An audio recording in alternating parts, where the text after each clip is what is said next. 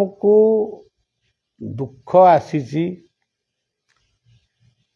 ଆମକୁ ଗୋଟେ ବଡ଼ ଦୁଃଖ ଆସିଛି, ବଡ଼ ନିନ୍ଦା ଆସିଛି, ବଡ଼ ଗୋଟେ ରୋଗ ବି ଆସିଛି। କେବଳ ଆପଣ ଯଦି ଓମ୍ ଏଇ ଅକ୍ଷରଟିକୁ 27 ଥର ଉଚ୍ଚାରଣ କରିବେ,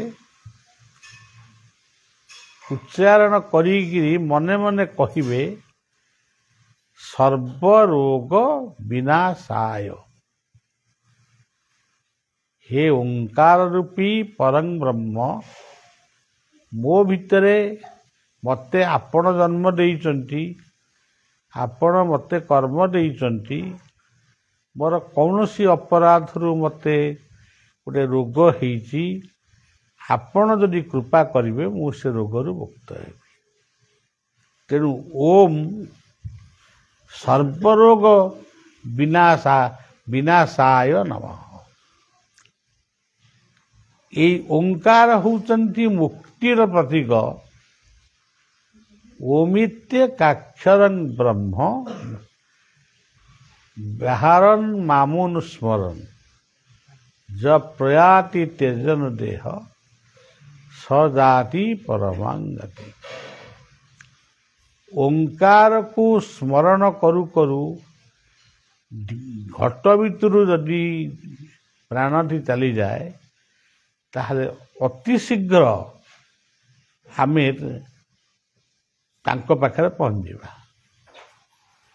ଯାହାଙ୍କୁ ଖୋଜିଲେ ପାଉନୁ, ଡାକିଲେ ସେ ମାନେ ତାଙ୍କ ଶବ୍ଦ ବି ଆମେ ଶୁଣିପାରୁନାହୁଁ, କେବଳ ଓଙ୍କାର ଧ୍ୱନିରେ ତାଙ୍କ ପାଖରେ ଡାକିବା, ଶୁଣିବା, କହିବା ସବୁ କଥା ସରିଯିବ। ଓଙ୍କାରଂ ପରମଂ ବ୍ରହ୍ମ, ଓଙ୍କାରଂ ପରମଂ ଗୁରୁ, ଓଙ୍କାରଂ ପରମଂ ତପ, ଓଙ୍କାରାୟ ନମଃ। ଯେତେବେଳେ ନୈମିଷ୍ୟ ଅରଣ୍ୟରେ ବଳିଆ ବହୁତ ବର୍ଷ ତଳେ ନୈମିଷ୍ୟ ଅରଣ୍ୟରେ ବିଶ୍ରାମ ଟିକେ ନେଇଥିଲି ଅପରାହ୍ନରେ।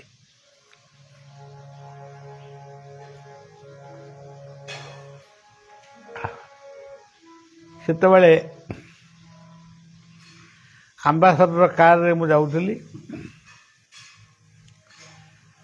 ସେଥିରେ ଏସି ଫେସି କିଛି ନଥାଏ, ଯେମିତି କାରଟି ଯେମିତି ସାଧାରଣ ଗାଡ଼ି ଭଳିଆ। ଅତି କ୍ଳାନ୍ତ ହେଇ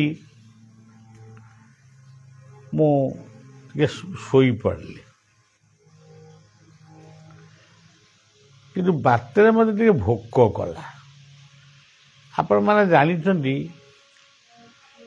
ଆମର ବହୁତ ଦିନ ପୁରୁଣା କଥା, ଆଜି ଭୋକ କଲେ ସାଙ୍ଗେ ସାଙ୍ଗେ ନିକଟର ଗୋଟିଏ କିଲୋମିଟର କି ହାଫ୍ କିଲୋମିଟର ଭିତରେ 3ଟା ଜଳଖିଆ ଦୋକାନ ପାଇବେ, ଢାବା ପାଇବେ, ହୋଟେଲ ପାଇବେ, ସବୁ ପାଇବେ। କିନ୍ତୁ ଏମିତି ଗୋଟେ ସମୟ ଥିଲା, ସେଟା ଆପଣମାନେ ବି ଦେଖିଛନ୍ତି, ଆମର ବୟସ୍କ ଲୋକମାନେ ଦେଖିଛନ୍ତି, ଯେ ଏମିତି ଯେ ଆପଣ ଘରେ ଯଦି ଚୁଡ଼ା ମୁଢ଼ି ଏଇଭଳିଆ ଜଳଖିଆ ଯଦି ନଥାଏ, ଆପଣଙ୍କୁ ଭୋକ କଲା, ଆପଣ କି କୁଣିଆ ଆସିକି ଆମ ଘରେ ପହଞ୍ଚିଲେ, ଆମେ କୁଣିଆକୁ ମାନେ ଟିକେ କ'ଣ ଦେବୁ ବୋଲି ଯେମିତି ଆଜି ଆମେ ଦୌଡ଼ି ଯାଉଛୁ ବଜାରକୁ, ଗୋଟେ ମିଠା ଦୋକାନରୁ ମିଠା କିଣି ଆଣୁଛୁ, ସେମିତିଆ ପରିବେଶ ଏଇ 30 ବର୍ଷ ପୂର୍ବେ ବି ନଥିଲା। ମୁଁ ଯେତେବେଳେ ଘର ଛାଡ଼ିଲି, ଘରଟା କ'ଣ ଆଉ ଛାଡ଼ିଲି, ଘରଟା ଗୋଟାଏ ଘରୁ ଆଇଲେ ଆଉ ଗୋଟାଏ ଘରେ ରହିଲି, ସେଇ ଘରେ ହିଁ ଅଛି। ଘର ମୁଁ କିଛି ଛଡ଼ାଛଡ଼ି କିଛି କରିନି, ତା ମାନେ ମୁଁ କିଛି ବୁଝେନି। ଏବଂ ମୁଁ ନିଜକୁ ଗୋଟେ ଗୀତରେ ବି ଲେଖିଛି, ଅଘୋରୀ ବୈଷ୍ଣବ ଦାସ ନା କ'ଣ, ଅଘୋରୀ ବୈଷ୍ଣବ ପ୍ରେମୀ। ମୁଁ ଏପର୍ଯ୍ୟନ୍ତ ବୈଷ୍ଣବ ହେଇନି କି ହେଇ ଅଘୋରୀ ହେଇକି ଅଛି। ମୋର ଖାଦ୍ୟପେୟର କିଛି ଶୃଙ୍ଖଳା ବି ଏପର୍ଯ୍ୟନ୍ତ ମୁଁ କରିପାରି ନାହିଁ। ଆମର ଶିଷ୍ୟମାନେ ବା ଆମଠାରୁ ଯେଉଁମାନେ ଭେକବାନା ନେଇଛନ୍ତି ବୈଷ୍ଣବମାନେ, ସେମାନେ ଯେତିକି ଶୃଙ୍ଖଳିତ ଖାଦ୍ୟପେୟରେ ଅଛନ୍ତି, ମୋର କିନ୍ତୁ ସେ ଶୃଙ୍ଖଳା ନାହିଁ।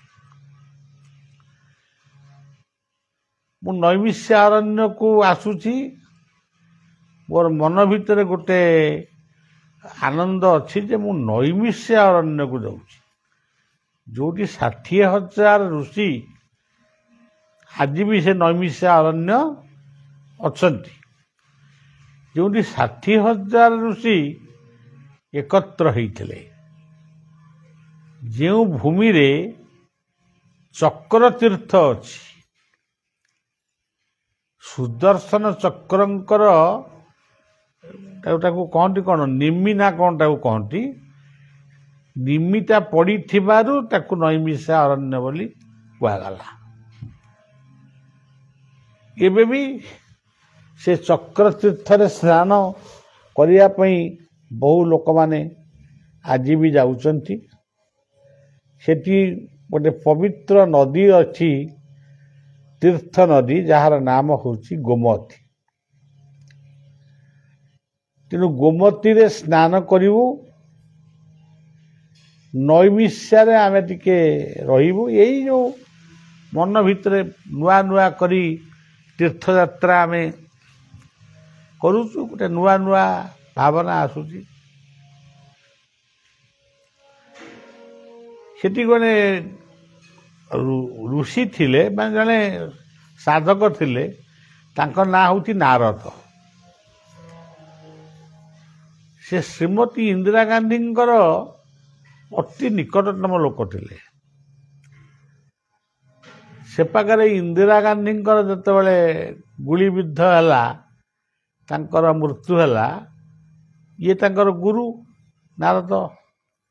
ଇଏ ସେ ଗୁଳିବିଦ୍ଧ ରୂପକୁ ଦେଖୁ ଦେଖୁ ସେତେବେଳେ ଟିଭି ସବୁ ମାନେ ଏମିତି ଗୋଟେ କ'ଣ ବ୍ଲାକ୍ ଆଣ୍ଡ ହ୍ୱାଇଟ୍ ଚାଲିଥିଲା, ସେଇ ଟିଭି ଦେଖୁ ଦେଖୁ ସିଏ ମଧ୍ୟ ସେଇଠି ଟଳି ପଡ଼ିଲେ। ମାନେ ଜଣେ ଗୁରୁ ଶିଷ୍ୟଙ୍କର ମୃତ୍ୟୁରେ, ଶିଷ୍ୟ ସେ ହେଇଥିଲେ କି ନା ମୁଁ କହିପାରିବିନି, କିନ୍ତୁ ସମସ୍ତେ କହୁଥିଲେ ଦେବଶ୍ରୀ ନାରଦ, ନାରଦଙ୍କର ଶିଷ୍ୟ ହେଉଛନ୍ତି ମାନେ ଇନ୍ଦିରା ଗାନ୍ଧୀ। ଏଇଭଳିଆ ଗୋଟେ ଜାଗା।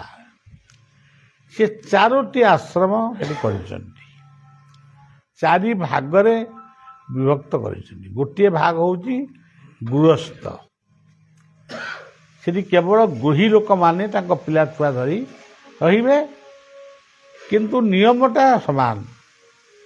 ଯେତେବେଳେ ବେଲ୍ ବାଜିବ ସମସ୍ତେ ଖାଇବେ, ଯେତେବେଳେ ସନ୍ଧ୍ୟା ହେବ ସମସ୍ତେ ପ୍ରାର୍ଥନା କରିବେ। ସେଟା ହେଉଛି ଗୃହସ୍ଥ ଆଶ୍ରମ। ତାର ଆଉ ଟିକେ ଦୂରକୁ ଆଉ ଗୋଟେ ଆଶ୍ରମ ଅଛି ବ୍ରହ୍ମଚର୍ଯ୍ୟ। ସେଠି ବାଳକମାନେ, ଯୁବକମାନେ ସବୁ ରହିବେ। ବ୍ରହ୍ମଚର୍ଯ୍ୟ କେମିତି ସେମାନେ ପାଳନ କରିବେ, ସେ ପ୍ରକାର ଶିକ୍ଷା ସେମାନଙ୍କୁ ଦିଆଯାଏ। ଆଉ ଗୋଟେ ହେଉଛି ବାନପ୍ରସ୍ଥ। ବାନପ୍ରସ୍ଥ କହିଲେ ସେଠି ସବୁ ସାଧନ ଭଜନ ଶିଖାଯାଏ। ସାଧନ ଭଜନ, ଏମିତି ସାଧନ କରିବ, ଏମିତି ଭଜନ କରିବ, ତାଙ୍କୁ ସେଇଟା ଶିଖାଯାଏ। ଆଉ ଗୋଟେ ହେଉଛି ସନ୍ନ୍ୟାସ।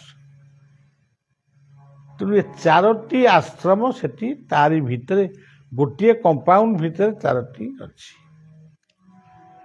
ତା ଭିତରେ ଗୋଟେ ଛୋଟ ମିନି ସରକାର ମଧ୍ୟ ଅଛନ୍ତି। କିଏ ସପ୍ଲାଇ ମିନିଷ୍ଟର, କିଏ ଏଜୁକେସନ ମିନିଷ୍ଟର, କିଏ ଆଉ ଯେମିତି ଆମ ସରକାରଙ୍କର ବିଭିନ୍ନ ବିଭାଗର ସବୁ ମନ୍ତ୍ରୀମାନେ ଅଛନ୍ତି, ସେ ଆଶ୍ରମ ଭିତରେ ମଧ୍ୟ ସେଇ ବି ଅଛନ୍ତି। ଯିଏ ହୋମ ମିନିଷ୍ଟର ଅଛନ୍ତି, ସିଏ ଆମକୁ କ୍ୱାର୍ଟର ଦେଲେ, ଏଇ ଘରେ ରହିବେ, ଆମେ ସେଇ ଘରେ ରହିକିରି ଆମେ ବିଶ୍ରାମ ଟିକେ, ମୁଁ ଖାଲି ଅପରାହ୍ନରେ କ'ଣ କେହି ବିଶ୍ରାମ ନିଅନ୍ତି। ତେଣୁ ଆପଣ ଦେଖିବେ ଅସମୟଟା କେତେବେଳେ ନାହିଁ, ଅସମୟଟା ମଧ୍ୟ ସମୟ ହେଇପାରେ। ଜାନିସା ସର୍ବଭୂତାନି ତସ୍ୟାଙ୍ଗ ଜାଗ୍ରତ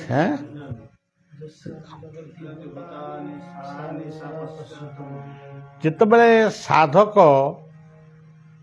ସିଏ ତାର ସାଧନର ସିଦ୍ଧି ପାଇଁ ମନ୍ତ୍ର ଉଚ୍ଚାରଣ କଲା କି ଯଜ୍ଞ କଲା, ଯେତେବେଳେ ହୋମ କଲା, ଯେତେବେଳେ ସେ ଜାଗ୍ରତ ହେଲା, ସେତେବେଳେ ଅନ୍ଧକାର ବା ଅଜ୍ଞାନ ରୂପକ ଅନ୍ଧକାର ତାଠୁ ଦୂରେଇଗଲା। ସେଇଟା ତା ପାଇଁ ଆମ ପାଇଁ ରାତି ହେଇପାରେ, କିନ୍ତୁ ତା ପାଇଁ ଦିନ। ସେଥିପାଇଁ ଯୋଗୀ ଋଷିମାନେ ରାତି 3ଟାରୁ 6ଟା ଭିତରେ ସେମାନଙ୍କର ନିତ୍ୟକର୍ମ ସମ୍ପାଦନ କରି ସେମାନେ ବ୍ରହ୍ମଙ୍କୁ ପ୍ରାର୍ଥନା କରନ୍ତି ଏବଂ ତାଙ୍କର ଯାଗ ଯଜ୍ଞ ଯାହା କରିବା କଥା କରନ୍ତି। ଅସମୟରେ ଯଦି କୁହୁଡ଼ି ହୁଏ, ଲୋକମାନେ ରାଜା ପ୍ରଜାମାନେ କ୍ଷୟ ହୁଅନ୍ତି। ଅକାଳେ କୁହୁକ ଶୈବ, ଅକାଳେ ବର୍ଦ୍ଧତି ନଦୀ। ଯଦି ବନ୍ୟା ଯଦି ଅକାଳରେ ଆସିଲା, ଅକାଳେ କୁହୁକ ଶୈବ, ଅକାଳେ ବର୍ଷତି ବାରି। ଯଦି ଅକାଳରେ ବର୍ଷା ହେଲା, ଯେଉଁ ସମୟରେ ବର୍ଷା ହେବା କଥା ନୁହେଁ, ସେହି ସମୟରେ ବାତ୍ୟା ବନ୍ୟା ହେଲା। ତେଣୁ ଏଇସବୁ ଅସମୟରେ ହେଲେ ତାର ବିଲକ୍ଷଣ ହୁଏ ଯେ ହତ ରାଜା ହତ ପ୍ରଜା। ଆଉ ଗୋଟିଏ ପ୍ରମାଣ ଅଛି, ଦିବା ଉଲ୍ଲୁକ ନିଷାର୍ଦ୍ଧ କାକ। ଦିନରେ ଯଦି ବିଲୁଆ ବୋବେଇଲା, ଆପଣ ଦେଖିବେ ଦିନରେ ବିଲୁଆ ଗୁଡ଼ା ବୋବେଇଲେ, ତାମାନେ ଆପଣ ଜାଣିନେବେ ଯେ ନିଶ୍ଚିତ ଭାବରେ ଗୋଟେ କିଛି ବିପଦ ଆମ ସମାଜକୁ ଆଉଛି। ନିଶାର୍ଦ୍ଧରେ ଯଦି କାକମାନେ ବୋବେଇଲେ, ମେଳି ହେଇକିରି ବୋବେଇବେ, ଆପଣମାନେ ଜାଣିବେ ଯେ ଗୋଟେ ଆମ ସମାଜକୁ ଗୋଟେ କିଛି ବିପଦ ଆସୁଛି। ମୁଁ ଯେତେବେଳେ ପାଠ ପଢ଼ୁଥିଲି ପଞ୍ଚମ ଶ୍ରେଣୀରେ, ପଞ୍ଚମ ନୁହେଁ 4ର୍ଥ ଶ୍ରେଣୀରେ ପାଠ ପଢ଼ୁଥିଲି, କଟକରେ ରହିଥିଲି ମୋର ନିଜ ଘରେ, ନିଜ ପରିବାରରେ। ମୁଁ ରାତିଯାକ ଶୋଇପାରେ ନା, କାହିଁକିନା ମୁଁ ରାତିରେ ମୋର ବୋଉ କଥା ବେଶୀ ମନେ ପଡ଼େ। ତେଣୁ ମୁଁ ଶୋଇପାରେ ନା। ମୋତେ ବି ଆଜି ବି ରାତିରେ ନିଦ ହେଉନି, ସେଦିନ ବି ହେଉନଥିଲା। ମୁଁ ଜମା ଶୋଇପାରେନି। ଗୋଟେ କଥାକୁ ବହୁତ ସମୟ ଧରି ଭାବେ। କେଉଁ ଦିନ ଗୋଟେ ଶୁଭ ସମୟ ଆସିବ, ଆମେ ଅରିର ଯିବୁ, ଗାଁକୁ ଯିବୁ, ଏମିତି ଗୋଟେ ଭାବନା ଥାଏ। ମୁଁ ଦେଖେ ପ୍ରତ୍ୟେକ ଦିନ କାଉମାନେ ବୋବଉଛନ୍ତି। ହଠାତ୍ ମୋର ମନ ଭିତରେ ଆସେ ଯେ ରାତି ପାଇଗଲା କି? କିନ୍ତୁ ରାତି ହେତୁକୁ 11ଟା 12ଟା ହେଇଥିବ। କିନ୍ତୁ ସେ କାକମାନଙ୍କର ଶବ୍ଦ ଗୁଡ଼ାକ ମୋତେ ବିଚଳିତ କରେ। କାହିଁକି ବିଚଳିତ କରେ? ମୋ ମନ ଭିତରେ ସେଇ କଥାଟା ଥାଏ ଯେ ନିଶାର୍ଦ୍ଧ କାକ, ନିଶାର୍ଦ୍ଧରେ ଯଦି କାକମାନେ ବୋବେଇବେ, ଆମ ସମାଜକୁ ବିପଦ ଆସିବ। ମୁଁ ଭାବୁଛି ସେଇ ସମୟ ମୋତେ ଯେତେବେଳେ 4ର୍ଥ ଶ୍ରେଣୀରେ ମୁଁ ପାଠ ପଢ଼ୁଥିଲି, ସେଇଠୁ ବୋଧେ ଘୋର କଳି ଆମ ସମାଜକୁ ପ୍ରବେଶ କରିଛି। ତା ପୂର୍ବରୁ ଗୋଟେ ଶାନ୍ତି ସ୍ତୂପ ଥିଲା। ଗୋଟେ ଗୀତରେ ବି ଲେଖିଛି, ସେ ଗୀତଟି ଏବେ ଆଉ କେହି ବୋଲୁନାହାନ୍ତି। ସଜାଅ ହେ ସୁସଜ୍ଜିତେ ଜୀବନର ପ୍ରଦୀପ, ଭରି ଦିଅ ମମ ହୃଦେ କୋକିଳର ଶାନ୍ତି ସ୍ତୂପ। ସଜାଅ ହେ ସୁସଜ୍ଜିତେ ଜୀବନର ପ୍ରଦୀପ, ଭରି ଦିଅ ମମ ହୃଦେ କୋକିଳ।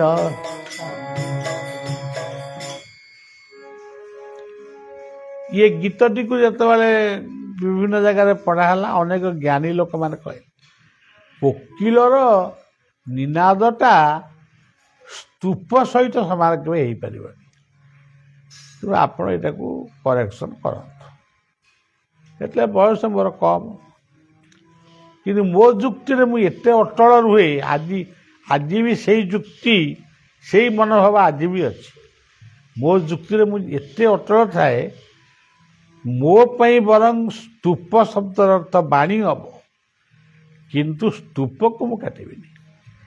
କାରଣ ମୁଁ ତ ଏ ଗୀତ ଲେଖିନି ନା, ମୁଁ ଖାଲି କାଗଜ କଲମରେ ଏମିତି ଗାରେଇଛି, କିନ୍ତୁ ପ୍ରେରଣା ଆସିଛି ପ୍ରଭୁଙ୍କ। ତେବେ ଯାହା ହଉ, ସେତିକି ବେଳ ଠାରୁ ସଜା ହଏ ସୁସଜ୍ଜିତ, ଦିବା ଉଲ୍ଲୁକ ନିଷାଦ କାକ, ମୁଁ ସେତିକି ବେଳ ଠାରୁ ମୋର ଚତୁର୍ଥ ଶ୍ରେଣୀ ପାଠ, ଏଇଟା ମୋତେ 15 ବର୍ଷ ବୟସ। ମୋର 15 ବର୍ଷ ବୟସ ଠାରୁ ମୁଁ ଦେଖୁଛି ଧୀରେ ଧୀରେ ଯୁଗ ପରିବର୍ତ୍ତନ ହେଉଛି, ସମାଜ ପରିବର୍ତ୍ତନ ହେଉଛି, ସବୁ ପରିବର୍ତ୍ତନ ହେଇକା ଚାଲିଛି। ଯାହା ନ ହେବା କଥା ବି ହେଉଛି। ମୁଁ ସେଇ ନାରଦଙ୍କର ଆଶ୍ରମରେ ବିଶ୍ରାମ ନେଇଛି ଅପରାହ୍ନରେ, କିନ୍ତୁ ଆସିଲା ବେଳେ ମୋତେ ଏତେ ଭୋକ କଲା ଯେ ମୁଁ ଭୋକ କଲାନି, କ'ଣ କରିବା, ଆମ ପାଖରେ କିଛି ନାହିଁ। କେଉଁଠି ବିସ୍କୁଟ ଦୋକାନ ଅଛି ନା, କେଉଁ ଚା ଦୋକାନ ଅଛି ନା, କ'ଣ ଅଛି ଗୋଟେ ଖାଇବ? କ'ଣ ଗୋଟେ ଖାଇଦେଲି ଆଉ, ମାନେ କ'ଣ ଗୋଟେ ବୋଲେ ସେଇ ଦୋକାନରେ ଯାହା ବିକ୍ରି ହେଉଟା ତାକୁ ଖାଇଦେଲି। ତା ଦେହରେ ପିଆଜ ରସୁଣ ପୁରା ଭର୍ତ୍ତି ହେଇଛି। ଭୋକଟାକୁ ଆଗେ ଶାନ୍ତ କରିବାକୁ ପଡ଼ିବ, ତା ନହେଲେ ଦେହ ଖରାପ ହେବ। ସେଗୁଡ଼ାକ ମୋର ଏମିତି ହାକୁଡ଼ି ମାଇଲା ଯେ ମୋତେ ଯେମିତି ଲାଗିଲା ମୁଁ ଯେମିତି 10-12 ଖଣ୍ଡେ ମଣିଷ ମାରିଛି। ମାନେ ଏତେ ମୋତେ ନିଜକୁ ଖରାପ ଲାଗିଲା। ମୁଁ ଶୋଇପଡ଼ିଛି, ଆଉ ସେଇ ଦୁଃଖରେ ଶୋଇପଡ଼ିଛି।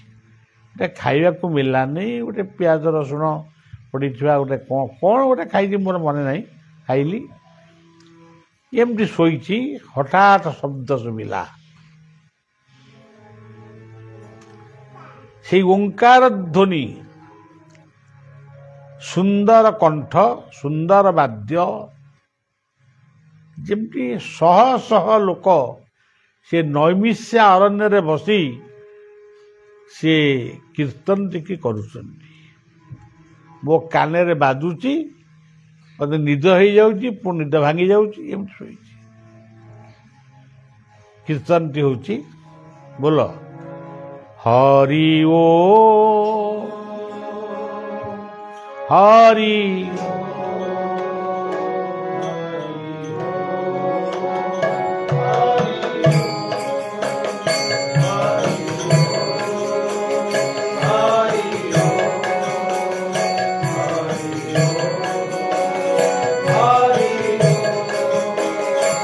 हरि ओ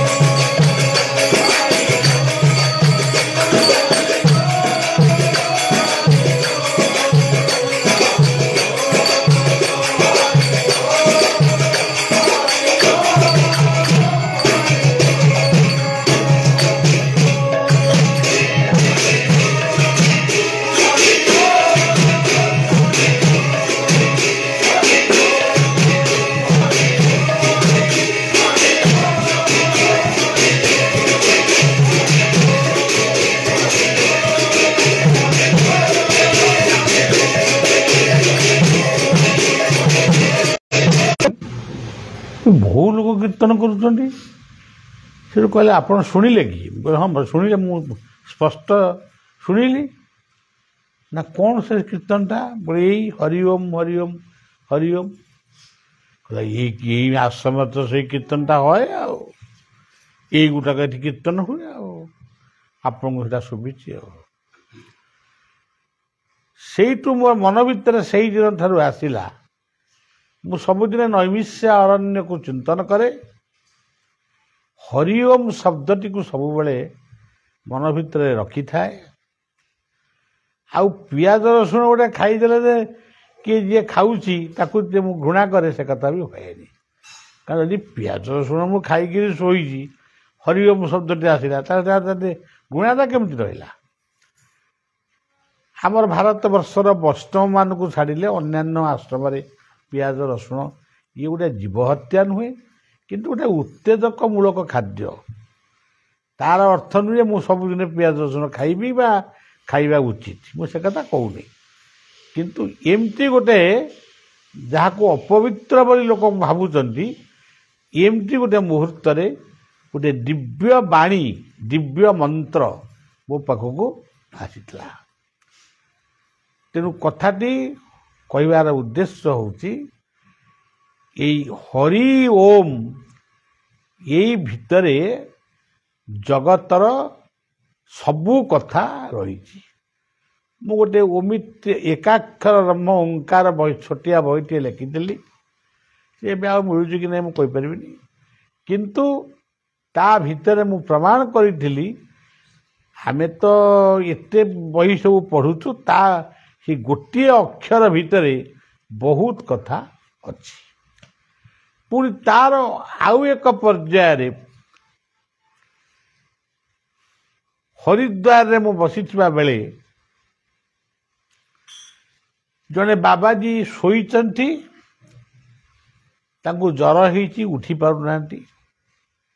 ଆଉ ଜଣେ ବାବାଜୀ ତାଙ୍କୁ କହୁଛନ୍ତି ଉଠ, ଓ ବାବାଜୀ तुम यहाँ पर क्यों सोता है, उठ जागो। ସିଏ ଉଠୁନଟା।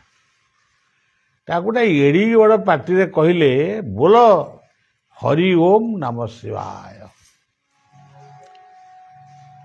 ମୁଁ କହିଲି ଆରେ ହେ, ଏଇଟା ଗୋଟେ ଗୁରୁ ମନ୍ତ୍ର ହେଇଗଲା। ଆଉ ମୁଁ ହରିଦ୍ୱାରରୁ ପାଇଲି। ଆଉ ଆଜି ବି ସେଇ ମନ୍ତ୍ରକୁ ମୁଁ ଜପ କରୁଛି ମନ ଭିତରେ, ଥରେ ହଉ କିନ୍ତୁ ଜପ ହବ। हरि ओम हरि ओम नमः शिवाय, हरि ओम हरि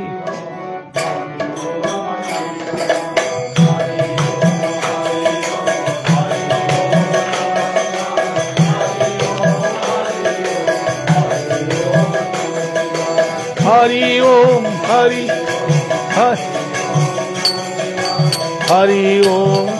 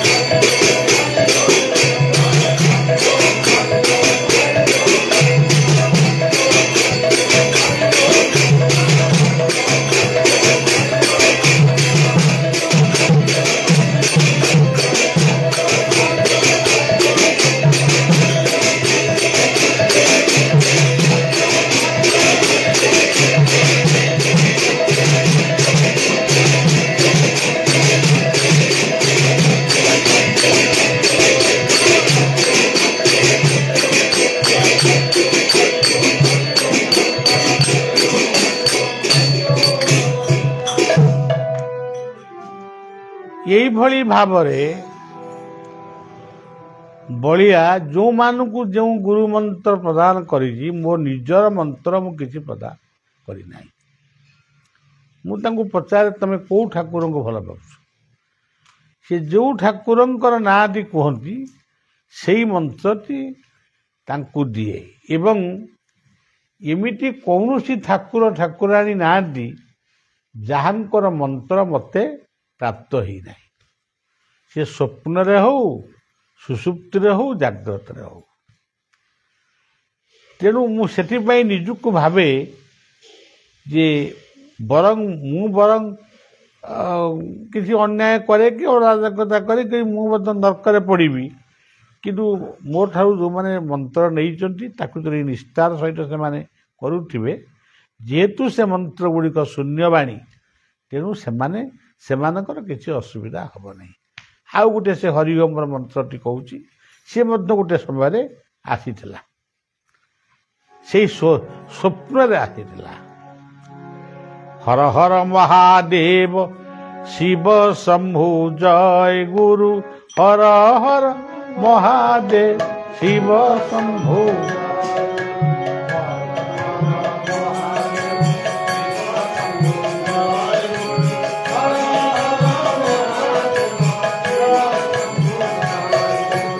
हर हर महादेव शिव शंभु।